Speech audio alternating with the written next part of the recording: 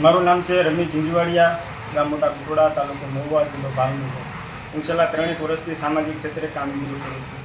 કાલે ગારિયાધાર મામલેદાર કચેરીમાં જ્યારે એક અરજદાર આરે બાળક હારે હું ગયો જાતિનો દાખલો કઢાવવા માટે, તો બાળકનું બોનોફાઇડ આધાર કાર્ડ પુરાવા હોવા છતાં ત્યાંના ફરજ પરના અધિકારી દ્વારા મામલેદાર કચેરીમાંથી એવું કહેવામાં આવ્યું કે ભાઈ એવી રીતે જાતિનો દાખલો ન નીકળે, તમારે બાળકના પપ્પા, કાકા, ભાઈ એમનું ફરજિયાત જોઈએ, બાકી તમે ગમે એમ કરો આ દાખલો અહીંયા નહીં નીકળે.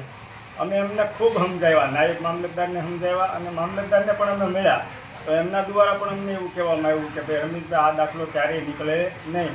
બાળકનું ફોર્મ હાલવું હોય તો હાલે પરીક્ષામાં અથવા ન હાલે, પણ અમે આવા દાખલા કાઢી દેવું નહીં. આના માટે તમારે જાતિનો દાખલો કઢાવવો હોય બાળકનો તો ફરજિયાત એના પપ્પા, કાકા, ભાઈ એમનું તમારે લિવિંગ સર્ટિફિકેટ દેવું પડે.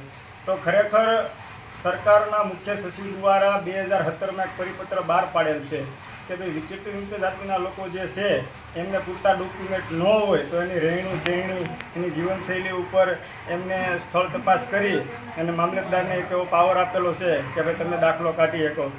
તેમ છતાં ગારિયાધાર મામલેદાર કચેરીમાં અમે કાલ આખો દિવસ હેરાન થયા અને નવા પુરાવા માંગી અને આવી ખોટી રીતે હેરાન કરવામાં આવે છે. તો ભાવનગર કલેક્ટર સાહેબને મારે નમ્ર વિનંતી છે કે સોશિયલ મીડિયામાં એ ખૂબ જ એક્ટિવ છે, તો તમે ક્યારેક ગારિયાધાર મામલેદાર કચેરીની મુલાકાત કરો કે જે અરજદારો જાતિના દાખલા કઢાવવા આવે એને કવડી હેરાનગતિ ભોગવવી પડે છે.